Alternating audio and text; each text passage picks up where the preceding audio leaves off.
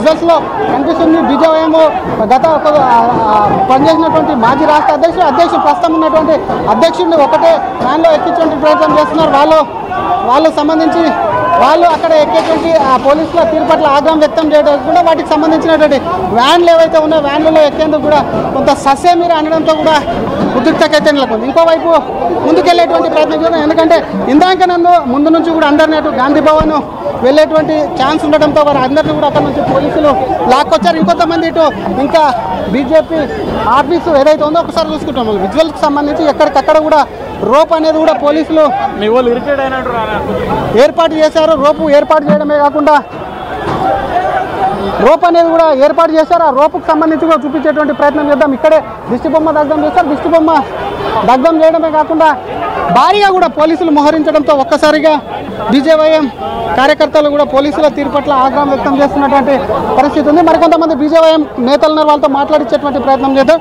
మిథున్, ఏం డిమాండ్ చేస్తారు, అసలు ఏం చెప్తారు? ఈరోజు భారతీయ జనతా యువ మోర్చా మా డిమాండ్ ఏముంది అంటే తెలంగాణలో కాంగ్రెస్ పార్టీ 2 సంవత్సరాల నుంచి ఇప్పుడు దాకా ఓకే కాంగ్రెస్ పార్టీ హిందూ సనాతన ధర్మం పైన అటాక్ చేస్తుంది. లవ్ జిహాద్ మీద చేసే కార్యకర్తకి గోలీతోని తోడుతున్నారు. లవ్ జిహాద్ వాళ్ళకి సపోర్ట్ చేస్తున్నారు. ల్యాండ్ జిహాద్ సపోర్ట్ చేస్తున్నారు. ముఖ్యమంత్రి రేవంత్ రెడ్డి టోపీ పెట్టుకొని ఏమంటారు, ముస్లిం है तो कांग्रेस है तो मुस्लिम है तो हिंदू क्या घास करने को है। आज हिंदू समाज तेलंगाना के मुख्यमंत्री रेवंत रेड्डी को यह सवाल पूछ रहा है, आज तुम हिंदू है मुस्लिम है क्या है, यह सवाल पूछना चाहता है। अगर मुख्यमंत्री रेवंत रेड्डी अगर 24 घंटे में माफी नहीं मांगेगा तो मुख्यमंत्री को रोक के सवाल जवाब पूछेंगे। ఇది 24 గంటల్లో ముఖ్యమంత్రి రేవంత్ రెడ్డి క్షమాపణ చెప్పకుంటే కూడా డెఫినెట్గా కూడా ముఖ్యమంత్రికి సంబంధించి తగిన గుణపాఠం చెప్తామంటే మరొక బీజేవైఎం నేత అలాగే మనతో ఉన్నారు యశస్వి, ఒకసారి మాట్లాడించేటువంటి ప్రయత్నం చేద్దాం. ఒకవైపు ప్రభుత్వం ఇప్పటికే కూడా అలర్ట్ అయింది, అయినప్పటికీ మీరు ధర్నా ఎదురుస్తారు, ఏం డిమాండ్ చేస్తారు? అంటే ఇదే రిమార్క్స్ ఒక ముస్లిం పెద్దల మీదన్నా, ముస్లిమ్స్ మీదన్నా, మాస్క్ మీదన్నా, లేదా క్రిస్టియన్స్ మీదన్నా, వేరే మైనారిటీ మతాల మీదన్నా చేసుంటే ఇవాళ ఈ కుర్చీ మీద సీఎం రేవంత్ రెడ్డి గారు కూర్చునే వాళ్ళ అని చెప్పి మేము హిందువులందరినీ అడగాలనుకుంటున్నాము. ఇదే రేవంత్ రెడ్డి గారు ముస్లిమ్స్ అంటే కాంగ్రెస్ అంటే ముస్లిమ్స్ అని ప్రచారం చేసినారు. ఒక ముస్లిం అజరుద్దీన్కి మినిస్ట్రీ ఇచ్చినారు. ఇవాళ హిందువులు దేవుళ్ళు ఏం చేశారు, హిందువులు ఓట్లు వేస్తేనే కదా మీరు గెలిచినారు. అట్లాంటప్పుడు మందు తాగిన వాళ్ళు హిందూ దేవుళ్ళ, మాంసం తిన్న వాళ్ళు హిందూ దేవుళ్ళ, ఇలా చెప్పడం చాలా దారుణం. కాంగ్రెస్ పార్టీ కానీ రేవంత్ రెడ్డి గారు కానీ మీరు సీఎం కుర్చీ మీద ఉన్నారు, ఆ హుందాతనంతో బయటకు వచ్చి అపాలజీ చెప్పాల్సిందే. చెప్పకపోతే హిందువులందరూ ఒకటవుతారు. ఆ ప్రయత్నంలో బీజేవైఎం కానీ బీజేపీ కానీ మేమందరం కూడా అదే ప్రయత్నంలో పనిచేస్తాం. ఇది అసలు నందు ఒకవైపు ముఖ్యమంత్రి కంపల్సరీ అపాలజీ చెప్పాల్సింది, ఇతర మతాలకు సంబంధించి చేసి ఇదే విధంగా ఉంటుంది. బీజేవైఎం అయిపోయింది. మహిళా మోర్చాకు సంబంధించి కూడా సంబంధించినటువంటి టీం కూడా పెద్ద ఎత్తున వచ్చింది. ఒక్కసారి మహిళా మోర్చా రాష్ట్ర అధ్యక్షురాలు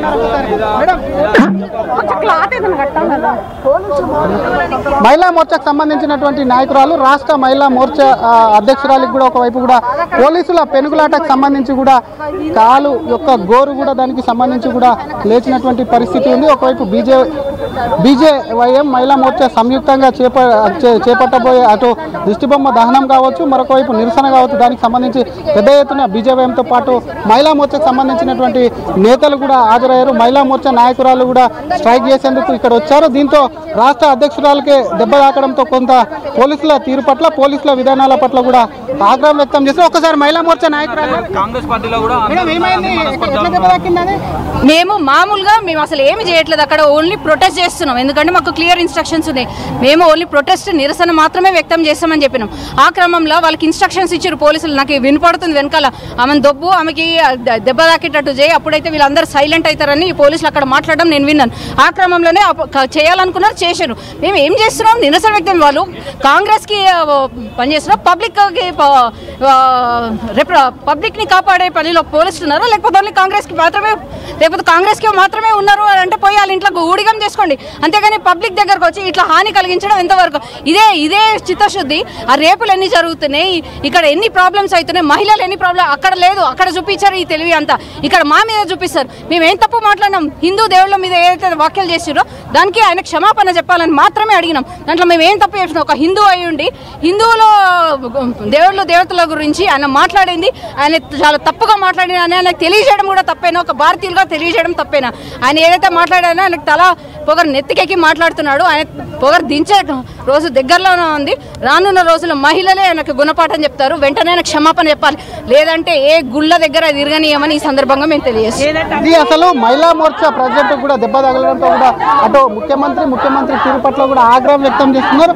సీఎం డౌన్ అంటూ కూడా కొంత వాళ్ళు పెద్ద ఎత్తున కూడా పోలీసులు తీరు పట్ల కూడా కొంత ఆగ్రహం వ్యక్తం చేస్తున్నారు. చూస్తున్నాం కొద్దిసేపటి క్రితం పూర్తి స్థాయిలో కూడా బీజేపీ రాష్ట్ర కార్యాలయం అంతా కూడా హడావిడి నెలకొనడమే కాకుండా పోలీసులకు, బీజేపీఎం కార్యకర్తలకు, మహిళా మోర్చా నాయకురాలకు కూడా పెద్ద ఎత్తున కూడా ఒకరికొకరు కూడా పెనుగులాట జరిగింది. పెనుగులాటలో కొంతమంది గాయపడ్డారు. ఇంకొంతమందికి ఇక్కడ నిరసన తెలిపి గాంధీ భవన్కు తరలించేటువంటి ప్రయత్నం చేసే వారికి ఏదైతే ఉందో వారికి సంబంధించి కూడా వారు చాలా మంది రోడ్ల మీదకి వచ్చారు. సీఎం దిష్టిబొమ్మ దహనం చేస్తున్నారు, లేదంటే ఆ పోస్టర్స్ చింపడం, వాటిని కాల్చడం, ఇవన్నీ చేస్తున్నారు. మరి వాళ్ళ మీద ఏమైనా చర్యలు ఉంటాయా? మరోవైపు సీఎం ఏమో మోదీని కలిసి అక్కడ ఆయన ఇన్వైట్ చేస్తున్నారు రైజింగ్ తెలంగాణ 2026కి. మరోవైపు ఏమో ఇటువైపు కార్యక్రమం జరగబోతోంది. ఇంత గందరగోళం జరుగుతుంది, ఏం చర్యలు తీసుకోబోతున్నారు ఇప్పుడు వీళ్ళ విషయంలో? అండ్ ఫర్దర్గా ఇంకేమైనా ఉండబోతున్నాయా? ఇప్పుడు బీజేపీ నుంచి కానీ లేదంటే ఇటు యువమోర్చా నుంచి కానీ కార్యక్రమాలు ఏమైనా ఉండబోతున్నాయా? డెఫినెట్గా మనం ఇప్పటికే అటు ముఖ్యమంత్రి మాటలపైన కానివ్వండి, ముఖ్యమంత్రి వ్యవహరిస్తున్నటువంటి విధానాలపైన ఎప్పటికప్పుడు ప్రశ్నిస్తూ వస్తున్నటువంటి బీజేపీ కానీ బీజేపీ కానివ్వండి, ఈరోజు నిరసన అలాగే దిష్టిబొమ్మ కార్యక్రమానికి సంబంధించి కూడా పెద్ద ఎత్తున నిరసన చెప్పడం కానీ దిష్టిబొమ్మలు తగ్గడం చేసి దాంతో పోలీసుల పెనుగులాట అయింది ఇక్కడే.